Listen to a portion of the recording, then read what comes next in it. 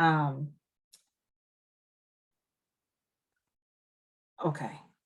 I'm doing it. All right. So the next thing I guess that that we'd like to kind of touch upon is thinking back to your educational and career journey. How do you think your background and experiences, some of which you've kind of shared with us in terms of being, you know, the only person of color or the only Latino, Latina in the room, how has that shaped your educational and career journey? Why don't we start with Xavier this time? Yeah, for sure. I mean, there's so many different ways really that our familial backgrounds influence, shape our educational outcomes. For me, one, it was defined by pressure right away. My parents were highly successful educationally. They were first gen, and they were the first in their family to leave the island. And I think that came with a lot of expectations in terms of what I would do, in terms of what my siblings would do. I'm the oldest of three. And so right away, I kind of got this like pretty clear message early on that this was something that was important to my parents, that was important to my family. And you kind of get a little bit of a sense of like the added pressure of wanting to show up, not just for your family, but like you're carrying something for everybody in some sense. And so that came across pretty clearly for me. And I had my parents, of course, who were earliest role models in terms of schooling and education. But I never really saw that reflected in my own experiences because of usually where we were living. And so right away, there's a little bit of this kind of discrepancy between, or not discrepancy, but just a disconnect between who you are, where you come from, and then who you are in these new contexts, and then how that kind of influences or changes how you see yourself too, and then how others respond to you as well. I was really young, so I was not 5 years old yet, so I was speaking, but I was only speaking Spanish at the time. And so I got plopped into an area that was never used to English language learners. And so nobody really knew what to do with me initially. And I had parents who were also learning English as well. So they're actively learning a new language. I'm trying to learn a new language, but I had the benefit of being 4 or 5 years old, absorbed it much more quickly. And so there was a lot that we came in with, but then there's so much of like what happens on the ground in terms of self, family, and then these different contexts that we find ourselves in. Thank you. Jorge? Yeah, absolutely. The joke I have about like how I describe my educational journey is stumbling through the dark at one point. And you know, being single parent household, everyone works. It's a very collectivist energy, which like we have. It's not enough of like, oh, me as a kid had to be, you know, could self-author in that space, especially going through high school and into college. It's like I need to think about the well-being of the entirety, which for all intents and purposes can be very unfair in that situation. But that informed kind of that authorship that I kind of had to go through. I went to school at St. Anselm College up in Manchester, New Hampshire, which I love my alma mater, but I was the diversity in that space. And so it turned into a very abrasive code switch that had to occur. And to continue on like the stumbling through the dark theme, my mom had no idea of like, what does that entail in college? And so I'm having issues of like, I don't know how to talk to people. A funny story I had with one of my best friends. I went to go give him a dap freshman year. They went with a handshake and it was awkward. It's just that level of disconnect. And eventually I had to aggressively learn how to code switch into these spaces that I wasn't used to. And sometimes that would lead to like imposter syndrome. Like, do I belong here? Do I have guilt of being here? Because this is not where I see people like me. Eventually, through mentorship and friends and involvement, I got to a place where like, no, I will carve in my belonging. And, you know, I'm happy I got to that space. But yeah, that is kind of the theme of the educational journey of me. And so it's a lot of stumbling and luck in getting through. The family, always supportive, always loving, but eventually there's only so much information they can give you and only so far you could push. But yeah. Thank you. Wanda? I kind of hear my story a little bit in both of what we've heard already. My parents were not incredibly educated. My mom's highest level of educational attainment was, I think it was the 8th grade, and my dad was like the 4th grade. And so education, particularly higher education, was not anything that was ever pushed on any of us. However, there was a very clear and distinct goal that you will graduate from high school. What you did after that essentially became kind of your prerogative. I think I was lucky in some sense when we moved to Everett, that I was in a space surrounded by people who were talking about college and all of the things that come or could come with a college degree. And I have to say, like, all of my friends were incredibly motivated to go to college. And I was like, well, I know that I'm smarter than that person. So if they're trying to go to college, I can definitely go to college. But I think similar to Jorge, at home, we didn't have that language. And so there wasn't anybody really at home that I could turn to for some support through the college process. And so I kind of similarly stumbled along with the application process and did what my peers were doing. My college counselor at the time told me that I couldn't go to college because English was not my first language. I eventually found out that that was incorrect. But again, you don't know what you don't know, particularly during that time and in that space. And just by way of providing a little bit more context in terms of like my educational path, the most diverse place that I attended was UMass Boston. And I didn't get to UMass Boston until I was in my 30s. So I was very much in white spaces for a lot of my educational career.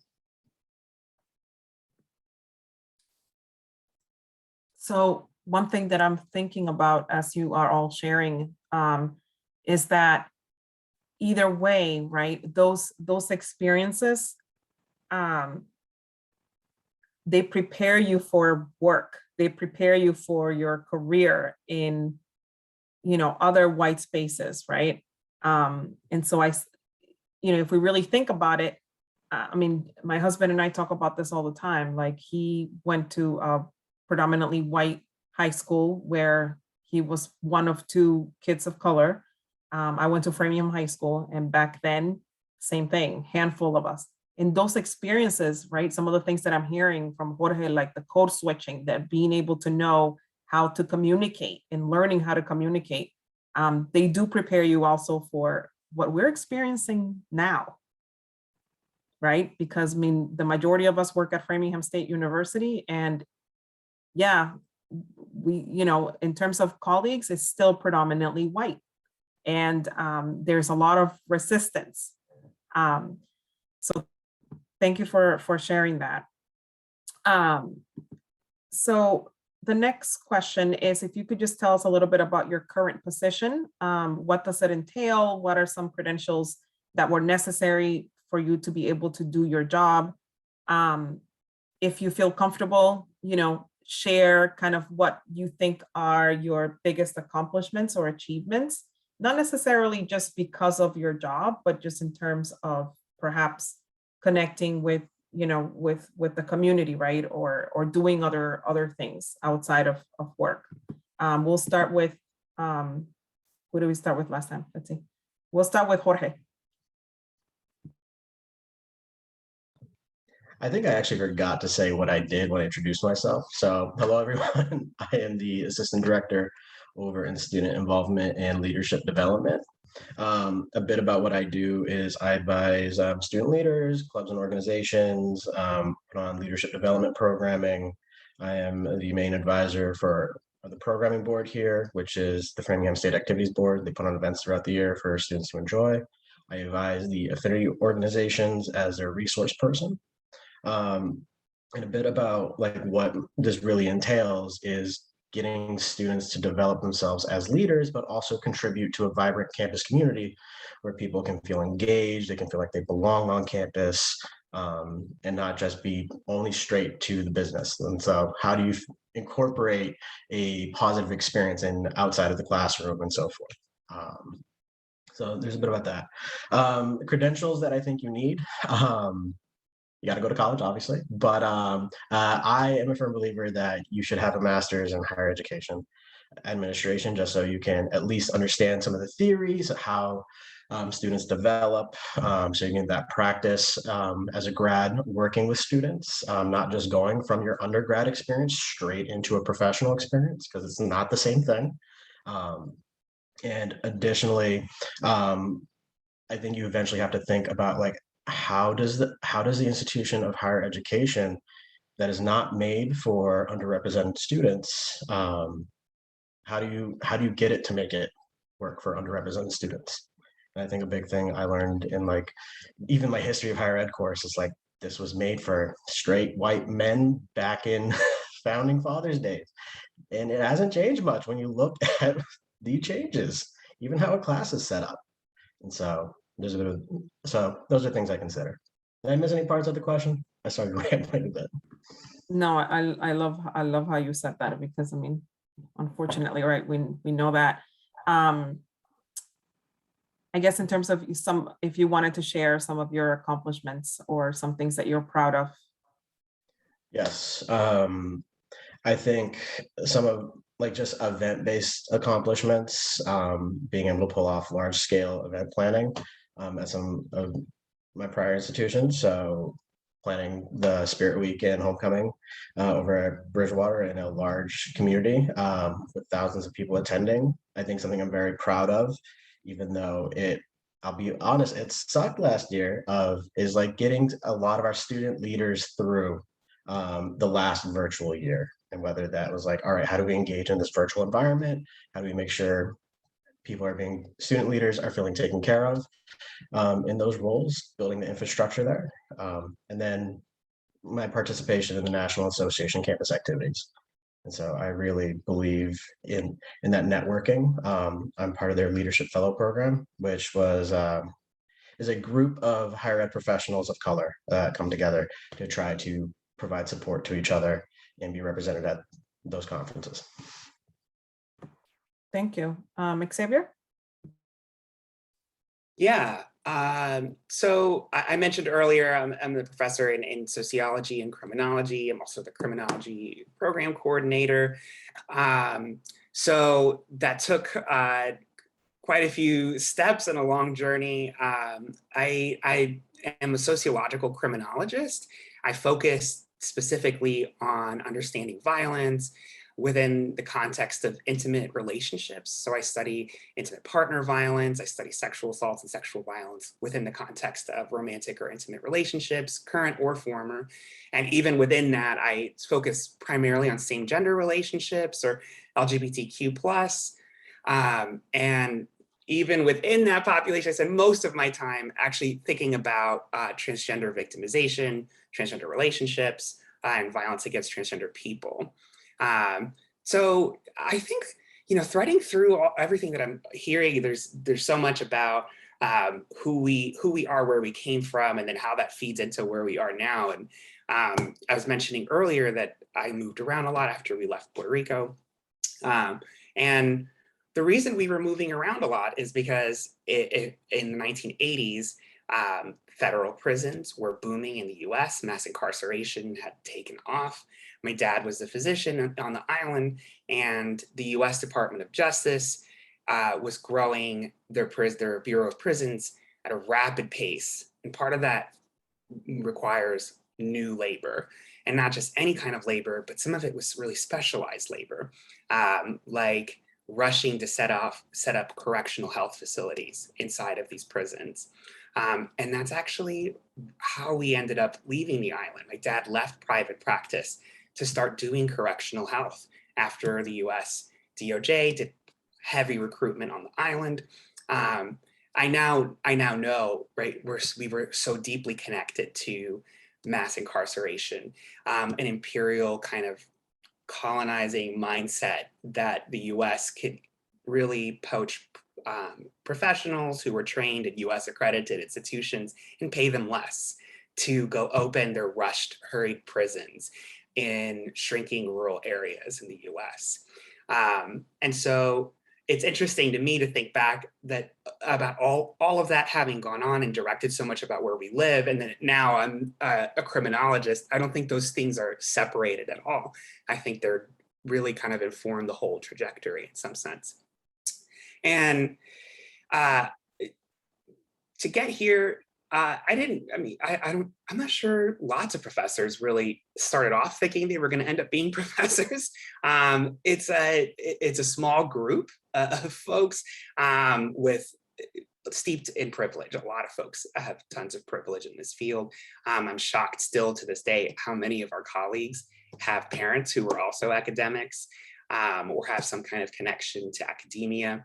That's still pretty common. I didn't have those connections necessarily, but academia wasn't a foreign institution to me because of my parents, at least. And so I got into sociology as a queer identified Puerto Rican kid who had been shuffled all over these rural areas of the South. I think all of that really kind of influenced how I saw myself in society. And definitely piqued my interest in the types of violence that me and my family were experiencing, not just interpersonal violence and hostilities, but structural, institutional forms of violence as well. So all of that kind of fueled the interests that I do now, really. And so earlier, so to do the credentials, right, you need a PhD if you want to be tenure track, ideally. I went to University of Central Florida. In Orlando, Florida, where I wasn't the only Puerto Rican, definitely was not. So a big shift for me. It was a good place to be, but now I'm here. So the other part was Something that you're proud of. Yeah. A lot of things. I'm proud of being here. I'm proud of, I was 24 years old when I finished my PhD. I got through school quickly. I was a young person throughout college and grad school. My first semester of grad school, in my first class, the professor wanted to go out for drinks to keep having a discussion at the bar. And I remember sitting in the classroom thinking, I'm not 21 yet, but I don't want to say that, you know. I'm sitting in the classroom, I'm like, oh yeah, everybody's like hyphy about going to the bar and keep talking about theory or whatever. But I had to like go up to the professor afterwards and go, I'm not 21. And she was like, what? That's never happened to me before. So I'm proud of having navigated all these structures at a young age. And I was 30 when I got tenure at Framingham State. And I'm proud of having published a couple of books now with NYU Press, and just being here. And I hope I'm most proud of really advocating for BIPOC students, BIPOC communities, queer and trans communities of color, especially around issues of violence, for sure. Thank you. Wanda? Man, I feel like a whole underachiever now. So I mentioned that while I was in high school, my guidance counselor told me that I couldn't go to college because English wasn't my first language.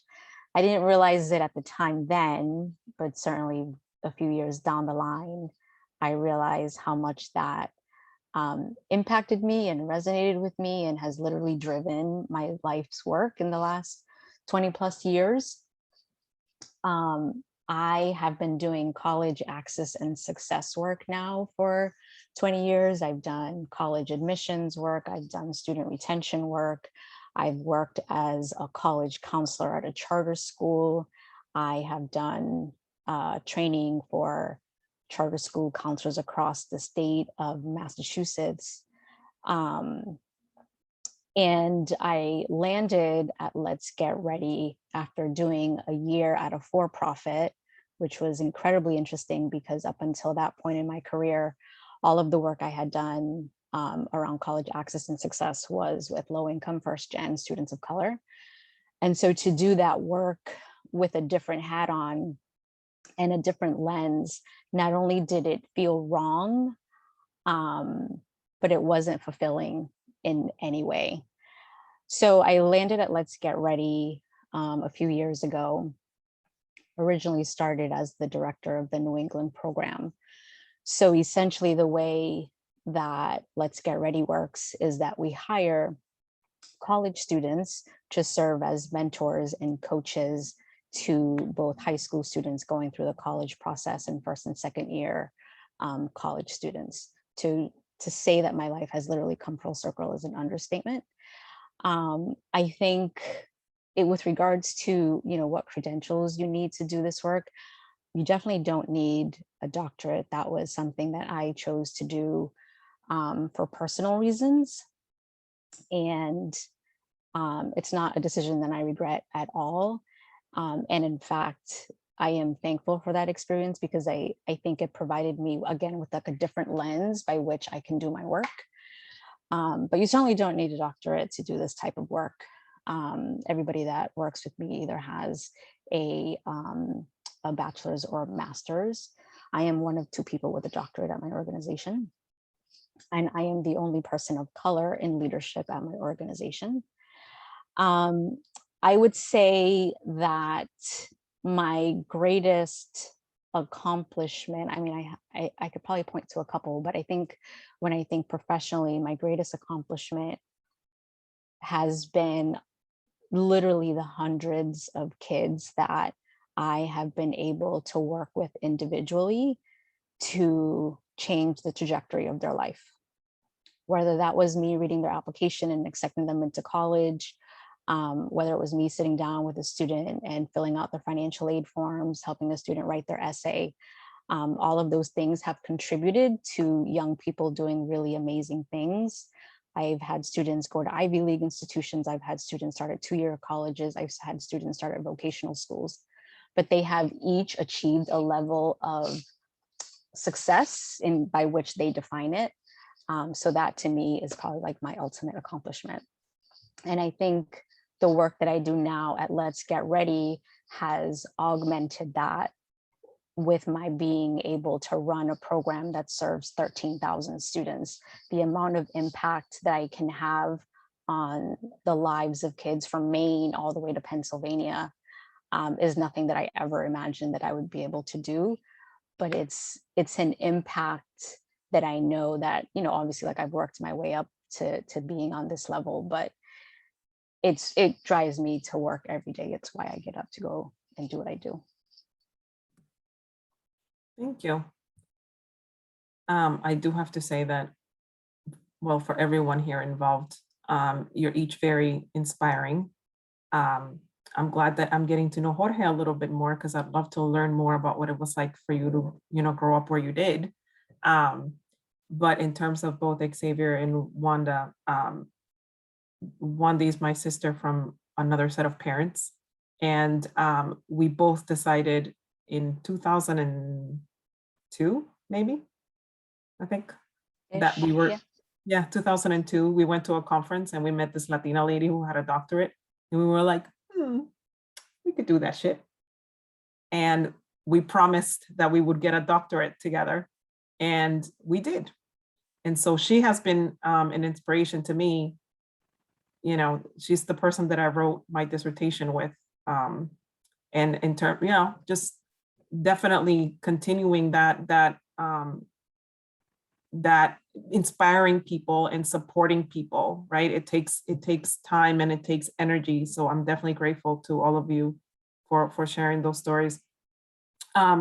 So the next thing that we'd like to do is to talk a little bit more about research and the actual work that you are all doing in your fields. And so I'd like to start with Xavier. And if you could please tell us a bit about your research.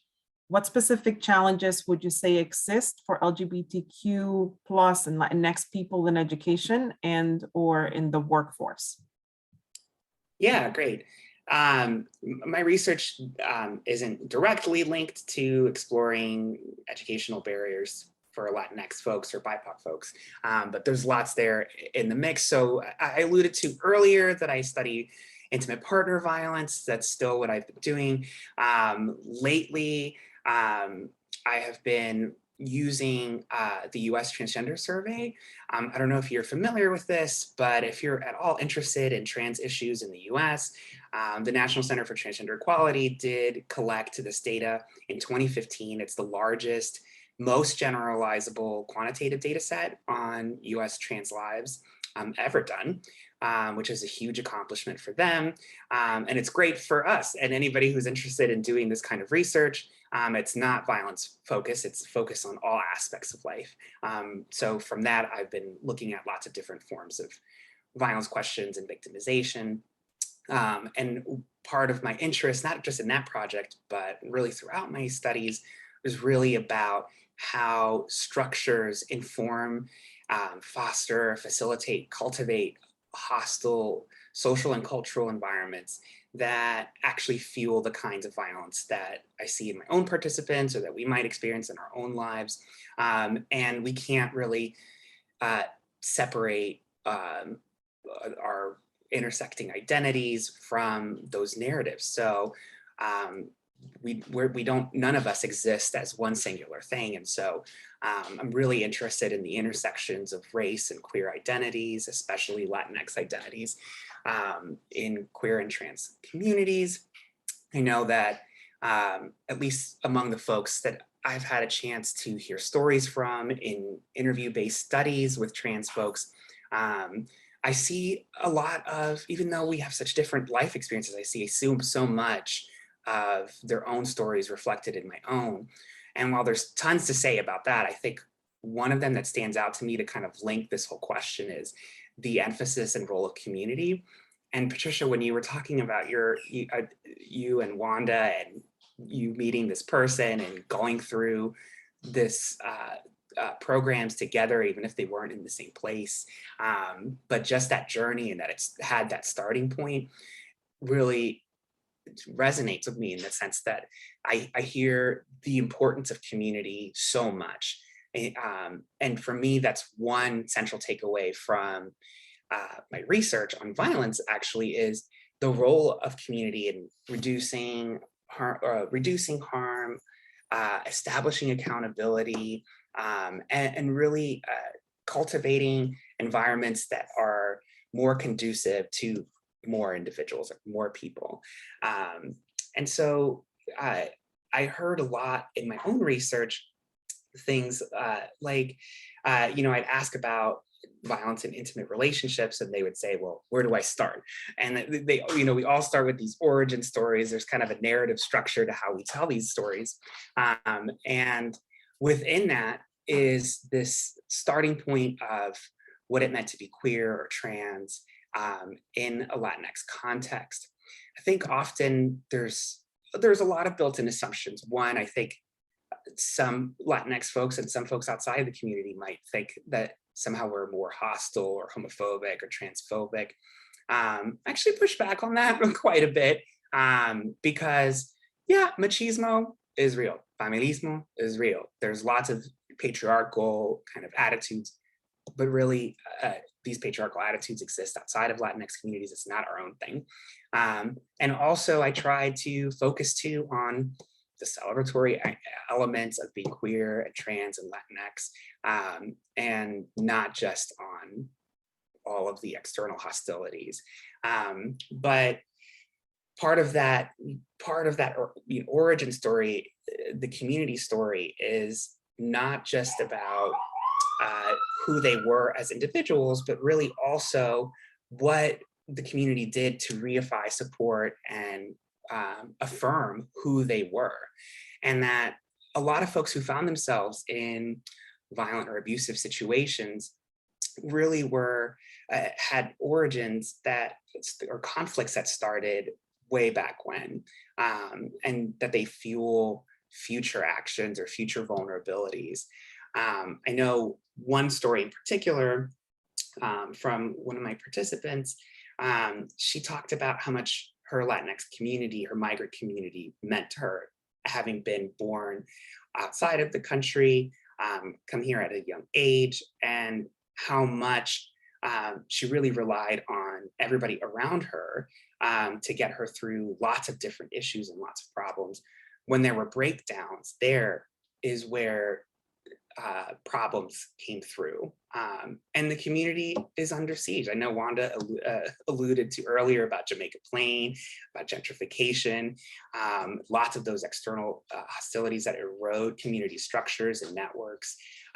It's all interconnected. So I'm making a leap here between IPV and abusive relationships and really kind of trying to put it into this bigger context about centering communities, especially these communities.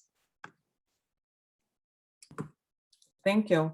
That was great. And I was writing notes when we were talking about when you first all introduced yourselves, and same, right? Seeing that theme of collectivism and community. And I think Jorge began with that. And so I'd like to ask you, Jorge, how has your experience helped in creating programming and supporting underrepresented students adapt to higher ed and find and create a community, whether it was at Bridgewater or here at Framingham?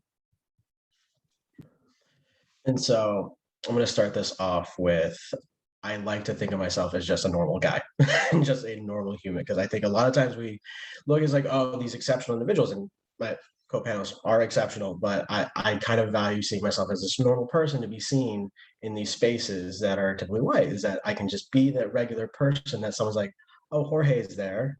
And they reflect a bit of my experience. And so that is something I lean into when I'm thinking of the adapting to higher ed and finding community. When it comes to helping individual students, I think when I go back to my story about that stumbling in the dark of not knowing what's going on or struggling with the abrasiveness of code switching, I can be the individual that is like, no, you are not losing it. You are feeling a dissonance here. And so I see that, and I can be that space for a student to relate those stories to. And I think a big part of my experience is using storytelling when it comes to the advisement of underrepresented students. It's like, did you have a hard time with the FAFSA? I can any first-gen student with a FAFSA trying to do a FAFSA knows that they hate that damn thing because you're just yelling with your family. It's like, I need this info. Why do you need that? And so we can bond on that level. When it comes to like creating programming and community, I think something that happens in these spaces of higher education is that people get so used to what it is, a space of whiteness, and not to be blunt about that. But me coming as a Chicano first gen low class individual, I can see where community for individuals like me or other underrepresented groups is not occurring, because like, oh no, there needs to be a community there. And so that is something that really informs my practice on that part. And also, it's like when creating programming, it's like, are you serving the majority of students or can other people engage? Example I tell my programming board is that if we go with the majority every time on a concert, we'll probably get country like 50 to 60% of the times. And don't get me wrong, country, for those that love it, wonderful. I don't engage with that. Other POC, a lot of groups do not engage with that. I grew up listening to Selena. I know other individuals did not. But I think there needs to be like that balance of how are we providing enough programming so people can see themselves in these social interactions that are happening on campus. Oh my God, Selena was like your neighbor when you were growing up. Absolutely. And she woke me up every Sunday for cleaning. Yes, yes, we know all about that. Wanda, my question for you, tell us a little bit about your research and what specific challenges would you say exist for multi-ethnic Latinx students in higher ed? Well, first I'd like to say that I haven't looked at my research since I completed it, which was like 6 years ago. And that's okay. Don't let anyone tell you that you have to do something with it. I chose to go down the practitioner road after I got my dissertation, after I got my degree and finished my dissertation. But I think actually a lot of what Jorge just mentioned are things that came up in my research during my dissertation. So essentially I was interested in studying students who identified as Latino, but had more than one Latino identity. And so my niece was, or is, half Dominican and half Puerto Rican. And she was kind of the impetus for me to think about what her experience would be like on a college campus. And so I was, as far as I know, the only person who had kind of broken down this type of experience. And so from the jump, I mean, from a theoretical framework, there was not one that existed.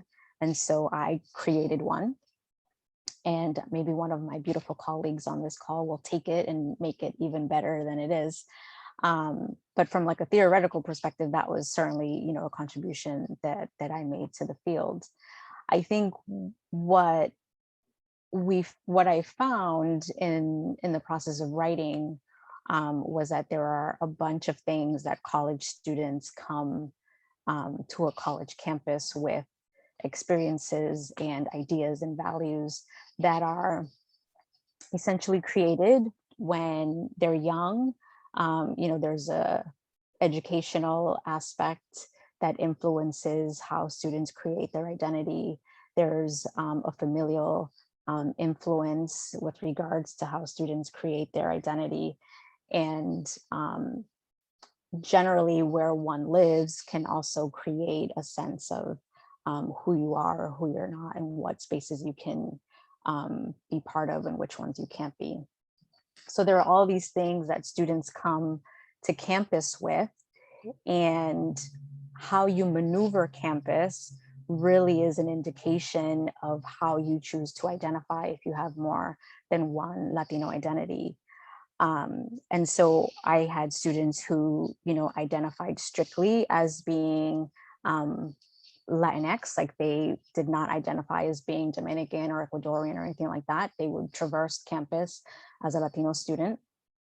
And then I had other students who would identify with, if they had two identities or more, they would identify across that spectrum. So they identified very strongly as being Guatemalan and Dominican. And then I had other students who were very much not interested in identifying with all of their, with the pieces of their identities. And, you know, they came to campus as somebody who only identified as being Puerto Rican, even though that they were also, you know, half Ecuadorian or whatever it was. And so there were aspects of the campus environment that made this really tricky for some students. Some things were super tangible, you know, similar to what Jorge mentioned, like it could be as simple as campus events that were happening where a student felt like they belonged or they didn't belong, depending on how they identified. I think oftentimes we look at student organizations as a place that's supposed to be a little bit of a safe haven for students, particularly students of color. And I found that in fact wasn't always the case for students who come to campus with more than one identity. And it's usually not necessarily about identity, but more around socioeconomic status and how that plays out on a college campus. And certainly the influence of like professors and people that they're surrounded with. You know, I think that Framingham looks a lot different than it did certainly when I was there. And so the experiences of being on a campus where there are more people who look like you, particularly those who are in quote unquote positions of power has a real influence on how students create a sense of belonging on campus.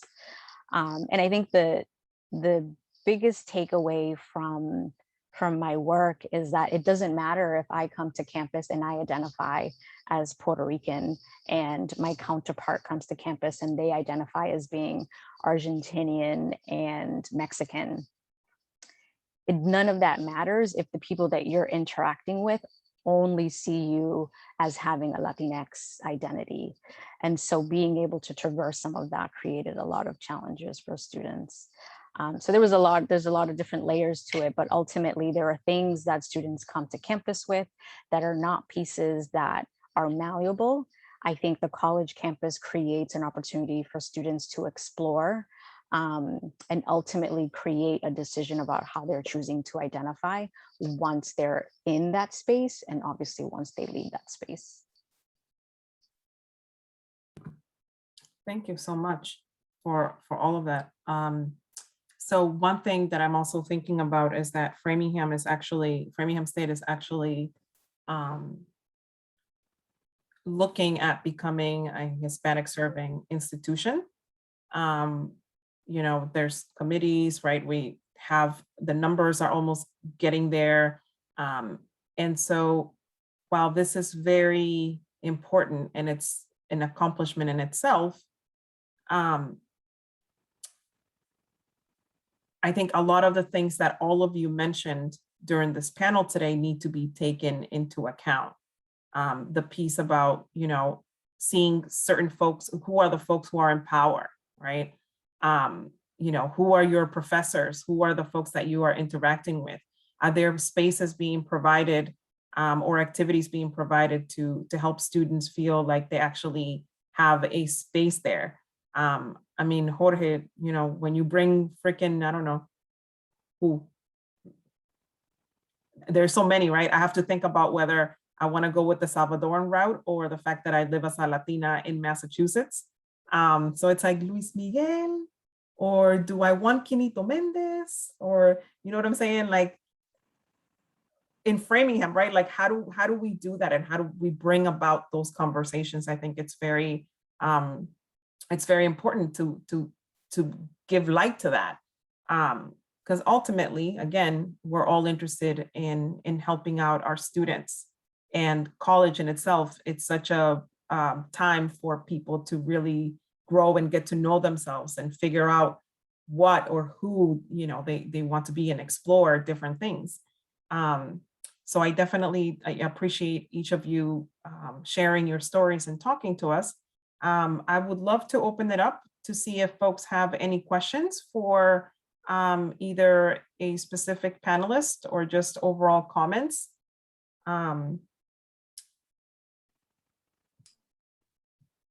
Rachel. Hi, first, thank you for sharing all of your stories. Even though I work with Jorge, it's nice to hear a little bit more about him. So thank you, Jorge. Just listening about the role models, I guess my question is kind of, what I'm hearing is all of you kind of represent like this sandwich generation, and that you really accomplished quite a bit, but the folks were limited in the roles that you saw above you.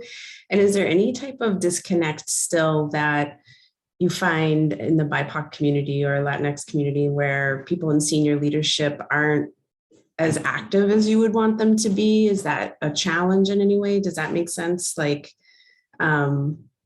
because your voice might be heard a little bit more, but talk about the generational difference in having role models that you can look to now. And like, I really like the fact that we have a growing body of people that our students can look to. So does that make sense?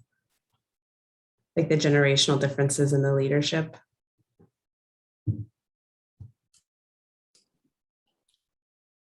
Yeah, I think that makes sense. I'm mulling over different parts of that question, and actually I had my own question that it came, you know, it speaks to that. One of those points is because Wanda had mentioned through her research and experiences about seeing yourself reflected. And Rachel, I think you're asking somewhat similar generational kind of question about seeing yourself reflected in leadership and stuff.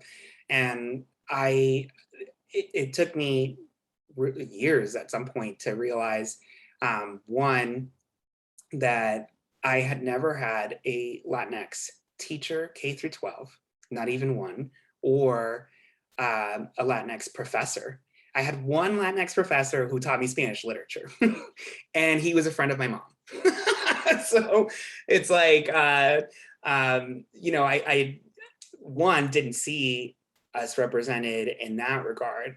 I'm less familiar about like the generational divide there in terms of like the gap between a diversifying kind of entry level foundational kind of aspect and then the disconnect with higher up. I think that's real. I don't know what that means really, right? It is a good question. I think you had more Latino professors and teachers than I did, Xavier, because I can't remember not even having one in my, oh God, how long was I in school for? Like 17 years or whatever it was. It's interesting, Rachel, your question, because I think part of the work that I do now is trying to create those levels for students, right? So as I mentioned, we hire college students, usually juniors and seniors in college, to serve as mentors and coaches to our younger students. And in that hiring process, we are incredibly intentional to hire students who look like and come from and have experiences that are similar to our students, including like we just pushed out this like new rural student strategy, right? So we're being really intentional about hiring students that come from rural backgrounds. And so I see us building that pretty regularly in the work that I do, but you really have to be intentional about it. Prior to me coming to Let's Get Ready, I'd say like 50% of our coaches represented our students, and now we're closer to like 80%. And I think in the workplace specifically, I can only speak for myself. Like all of the folks that I supervise are people of color. And I am incredibly intentional to provide space for voices to be heard and ideas to be captured, and people to own their work. But I also recognize the importance of somebody saying to you, it's okay if this is not where you see yourself in 10 years. It's okay that you don't really love your job. Let's look for something else. Because I feel like there's a level of importance that comes with empowering people to empower themselves and not stay in situations that don't feel great. Only I have a short piece on this. I think I have a similar experience in like my generation of like not seeing many mentors or people to look up to. It was almost, I would say it was almost, you got targeted by the mentors. Like you ran into them and it's like, I'm going to guide you. And I think about through my entire experience of like getting to college, it was a Latina admissions counselor is like, I need to talk to you, let's talk. And then very close conversations with myself, my mom, and everything. When I got to college, certain Latin professors pinpointed me as like, let's have a conversation. You do X, Y, Z, blah, blah. And I think a distinction maybe that I'm noticing is that we're getting past the point of the mentorship is mentoring, like you must be excellent. Like you must be excellent. And we're getting to a point where it's like, you can be more authentic. It's like, it's okay to be who you are and what flaws you have and what brings you joy. And so I think that is something positive. I think something that I value, even though I haven't had many interactions, was how many individuals could be mentors in like Framingham State. And so this panel, let alone seeing Javier as a president, as a Latinx man, like those are things that I think are incredible. And like the options to be able to find a mentor as opposed to getting picked by one is a difference. That's really interesting that you say that, because I was thinking about, so same thing. I had two African-American men as professors at Framingham State, but I never had a Latinx person, not even in graduate school. But the targeting of mentoring and not needing to be excellent, that kind of hit differently, I think, for me, because I feel like many of us, we get to a point where you're kind of deciding, right? You're deciding how much energy and space you have to do that mentoring. And for me, like Wanda was saying earlier, like I have to be intentional in knowing that that excellent student is going to be able to be excellent with other, other mentoring, right? But that other student of color who may be struggling and who may not be considered quote unquote academically successful or whatever, that is the student that I feel would benefit the most from my mentoring, if that makes any sense. And so even with, again, being honest about that, right? Takes courage, but it's also really, really helpful to do that. Does anybody else have other questions or comments? Eric? All right. First of all, thank you to our panelists for being here and just being so candid and sharing your stories and your experiences and just offering, that piece so that we can learn. But also, I think just so each of us, I think, can find a way to connect, right? And see, ourselves in some of your stories as well. I wanted to circle back. Patricia had mentioned Hispanic serving institutions, and I just wanted to pick up on that a little bit, provide a little bit of context, but then ask a question. So for those who may not be familiar, Hispanic serving institution is a designation that's given to any higher ed institution that enrolls at least 25% of their student body is Latinx or Hispanic. So it's a threshold, it's just a number. And it was created as a way to sort of move more funding into certain institutions.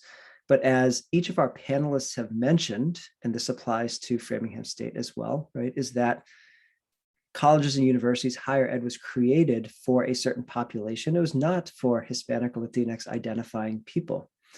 To me, the word serve means a lot more.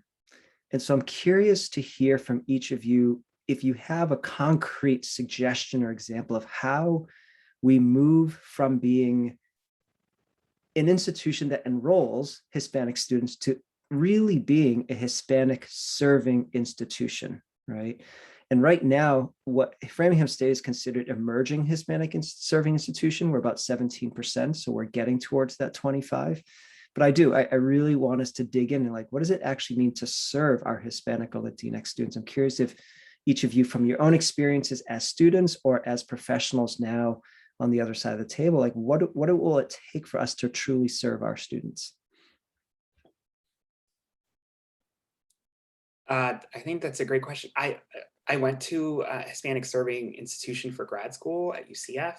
And so it's hard. I mean, we can't compare ourselves to a huge 65,000 student research university, but there was dedicated space, staff, resources for Latinx students. Not every Latinx student has immigration issues, but UCF had an immigration center. They had attorneys. They have, or at least legal resources for documented students, for students who are doing citizenship processes. We had Latinx, kind of like a Latinx library of sorts, like where you could connect with Latinx literature. We didn't have that really all that many Latinx professors, but they certainly had more than we have here.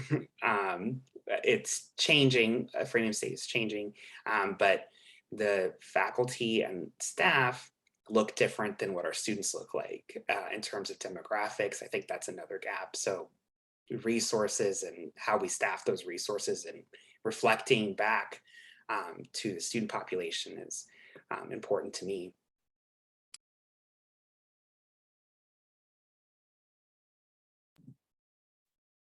Wow, a whole entire dedicated space for Latinx folks. That sounds amazing. Does anybody else have one last question or comment?